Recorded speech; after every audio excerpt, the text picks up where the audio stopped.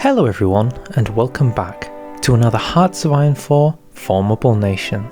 With the release of Trial of Allegiance, the game has actually seen 3 new formable nations being added, with 1 being reworked. Because of that, I thought we could take a blast to the past and see if we can form the formable nation of Hispaniola. Hopefully this shouldn't be too difficult a challenge, probably on the list of easier formable nations that you can form, but why start off with something difficult? Let's take a look at the candidate. So the island of Hispaniola can be seen here, shared between 2 countries, Haiti and the Dominican Republic. These are the only 2 nations that can form the formable nation, so we might as well cover both, starting off with the Dominican Republic. Great ambition lies before us. So, taking a look at the decision, we can see the unification of Hispaniola. Despite its long and relatively similar history, West and East Hispaniola haven't been unified since long ago. Well, not mega long ago, but relatively long ago. Regardless, we have the decision to unite the island, and all we need to do is take Haiti, and we will get cores and a new tag. Luckily, because you start the game off as Fash, this isn't going to be too much of a difficult challenge in actually preparing yourself for conflict. Basically, the most important thing you can do is take all of the armament efforts, and that should give you enough industry to take Haiti down. And away we go. Okay, getting our next mill, all is going well. It seems that all of the political advisors for the Dominican Republic are terrible, so there's literally no point wasting your time with them. Instead, something that will be 10 times more important, and basically the only other thing I've been working towards, is getting an Army Offense Chief of Army. The extra 10% attack is nice, but what we're really after is the experience gain, so we can make our units bigger than Haiti's units. And that's basically the fundamentals of how to win this conflict. So, why might one want army experience? Well, currently our units have a combat width of 8, and 8 really isn't that much. We need to get that higher. That's because Haiti is basically comprised of 3 provinces, and they're all plains. So with plains, you can see there is a combat width of 70 with additional attacks of 35. We should really make use of that and have our units at roughly 35 combat width. Now, we don't exactly have the most manpower in the world to make that happen, but within reason, if we've got 2 tiles that can attack 1 tile, that means we should be able to do 105 combat width worth of attack. And so help me God, I'm going to try. This could also be overkill, but it's more so about the lesson of remembering that combat width is super important to victory. Oh yeah, that and support artillery. Support artillery is also pretty useful. Limited conscription to deal with the kind of low manpower. Spending my only civ on iron. Times are hard. It's all worth it though. Guns for the cause, guns for the cause. An infantry expert called Jesus. We cannot possibly lose now. If you're continuing to struggle with manpower, make sure to take up militarism, because the generic focus tree gives you 5% recruitable pop if you go nationalism, which is just crazy sauce. So I'm happy to report that the 3 units in question have all been spawned. Here is their division template, with a whopping 34 combat width, definitely overkill, but just making a point. The last thing you really need to worry about now is making sure that you train them and justify the war goal. And so, the justification is complete. Just to stack up our odds, we've got 3 divisions of 35 width, well technically 34 width, mega units, and they have anywhere, probably like 8 or 9 very small units. We have set up a plan of attack, which means we should have a planning bonus once we go and start this conflict. Let's find out if the proof is in the pudding. Okay, I'm seeing a green bubble that's... I think that definitely says something about the strength of knowing combat widths. And let's see how we do on the actual battle for the capital of Haiti. It seemingly doesn't matter how many units they have. They get completely obliterated. So, let's take Haiti. And where is my formable nation? Unite Hispaniola. The new chiefdom of Hispaniola, and you get a weird flag with a happy face on it. Wow. And we turned blue. I see this as an absolute win. Okay, so you've seen the theory, but unfortunately theory can only take us so far. And so for that reason, let's see what we can actually do from the more difficult start of Haiti. Now in terms of sheer numbers, Haiti does actually have more manpower than the Dominican Republic, sitting at a nice 2.3 over a 1.2. The issue is, however, we start off as democratic, led by Vincent. He named the party after himself. That basically means we don't immediately have access to militarism, which gives us tons of recruitable population. In addition, the geography is simply not our friend. In order for us to get to Santo Domingo, we have to go through 2 mountains. Well, fortunately this is just a hill, but all the same, not the best terrain in the world. This is where I think I'm going to be taking advantage of a little friend called Special Forces. Let's just hope these mountaineers can really pack a punch. In addition, because we need to flip our ideology, instead of starting with our industry, we're going to be starting with political effort, meaning we'll actually be behind in gun production. Hopefully oh goodness me, I'm not saying that. Hopefully Jean over here can actually get us some manpower. Haiti doesn't even start with artillery researched. My goodness. But for all of Haiti's debuffs, I have found a silver lining. Did you know they have a genius army offense in Antoine? Plus 15 division attack, not to mention the army experience gain. Oh my. Yeah, playing Haiti definitely requires a lot of waiting around for support to go up. That's taking a long time. Sometimes you can get pop-up events that will actually give you some party popularity support. I am not lucky and have not received a single one of those events. In case you ever have plans to escape this island, you might want to get some transport ships. So something to keep an eye on is once you eventually reach above 40% for Fash.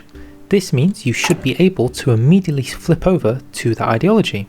So saving up, we've got opening up political discourse. You can discredit the government, which immediately removes 10%, and then hold a national referendum. The Third Empire of Haiti? Well, that doesn't sound ominous at all. With that fantastic news completed, it means we now have access to militarism, and we're not quite so screwed over as we were earlier. Oh, and we can of course now declare on Dominican Republic. With manpower available, let's take a look at the 2 divisions we have available to us. Instead of going for a 35 width, this time I'm going for a 23 width. If the idea is you need to be around 70, you can have 3 units of these at 23, which comes up to 69. Nice. I've also made a Mountaineer division, which is effectively the identical template of the infantry template, except this time it's Mountaineers, so this is going to be good for getting over those hills and mountains. We should be able to field 2 Mountaineer divisions, and then the rest we can just fill up with standard infantry. Finally, a general who isn't some old white guy.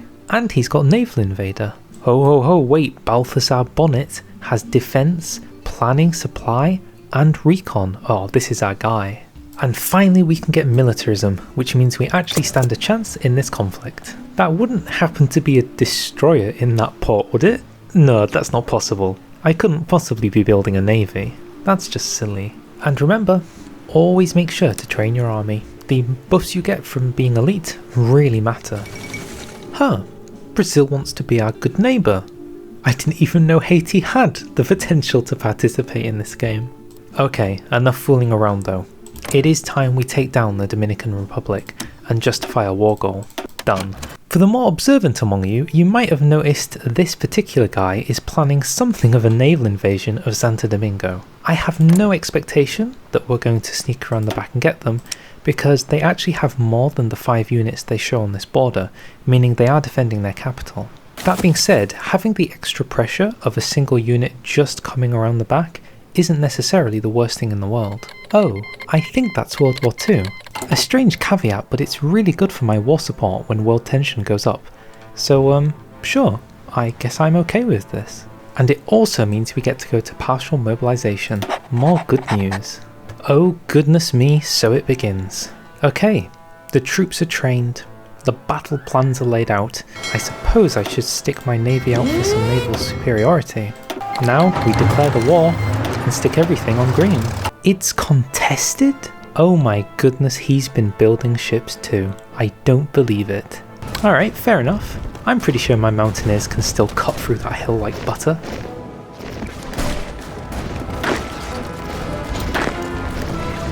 Oh yeah, straight through the middle.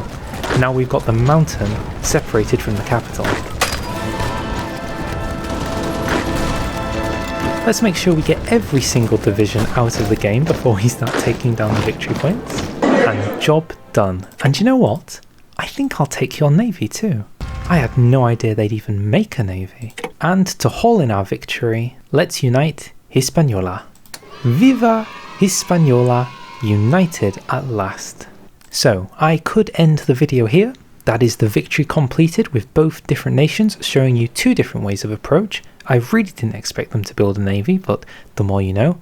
However, I want to go on just a little bit longer because I kind of want to see if we can take down the one other island in the Caribbean and maybe have a little bit of expansion, because what's the point of forming a formable nation if you don't do anything with it? So a quick trip to Panama.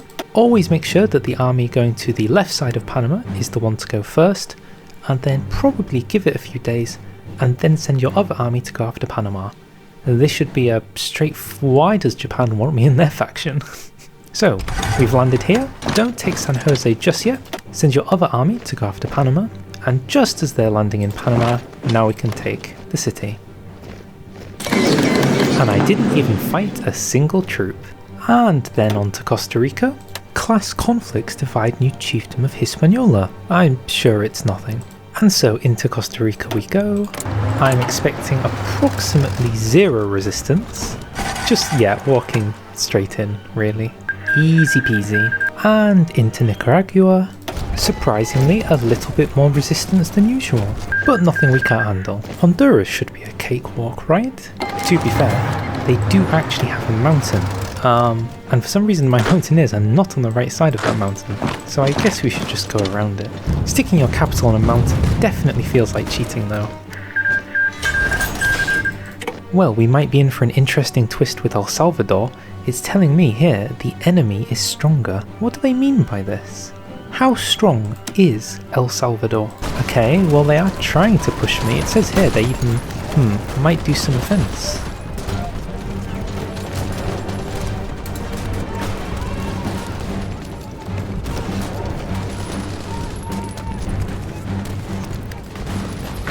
I'm seeing a red turning green bubble on San Salvador as some units start exploding, so I'm hoping this should be a victory. I might just be a little bit liberal with the force attack button. And kaput. And finally, into Guatemala. It would be funny if this was the part where I started to struggle, but I don't think so. And Guatemala had ships too.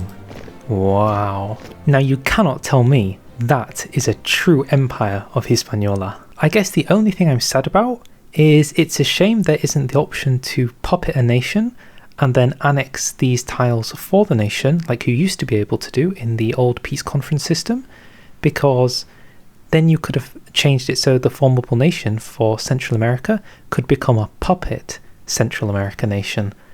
But alas, the game does not support that.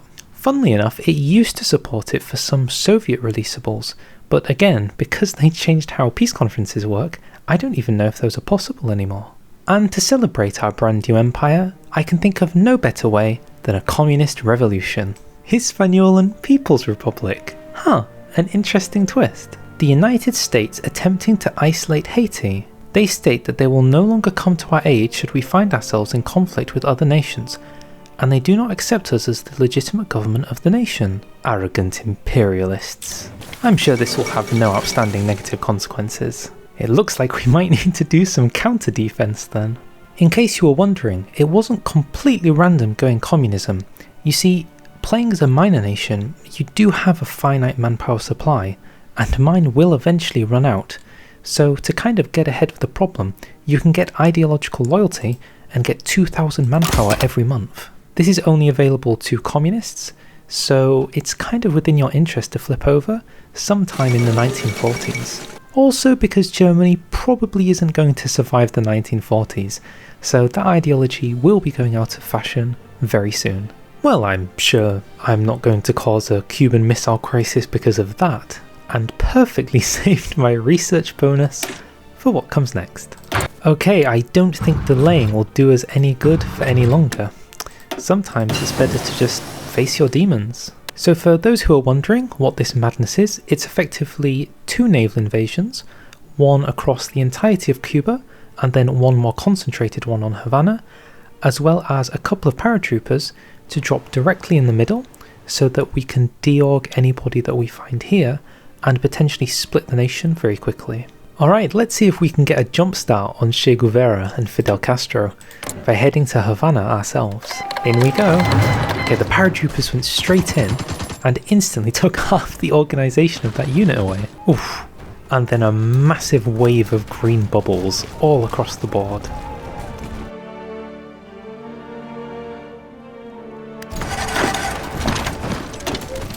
And there is a capitulation. And it turns out they did have a navy. So let's go with puppeting them this time. I know we usually take states, but in this occasion, I think they serve more use as an ally. With so much being achieved though, I can't help but notice that I think the final days of World War II are upon us. And so I think it's probably time to end it here. We've achieved probably more than most people will have done with Haiti and Hispaniola, and frankly with Central America unified, Cuba under communist control, and all being well in the Caribbean, I'm happy to finish. So I shall say thank you very much for watching. This has been a Formable Nations video. If you liked, feel free to like, feel free to subscribe, and I'll see you all next time. Make sure to like the video, not hate the video. Bye.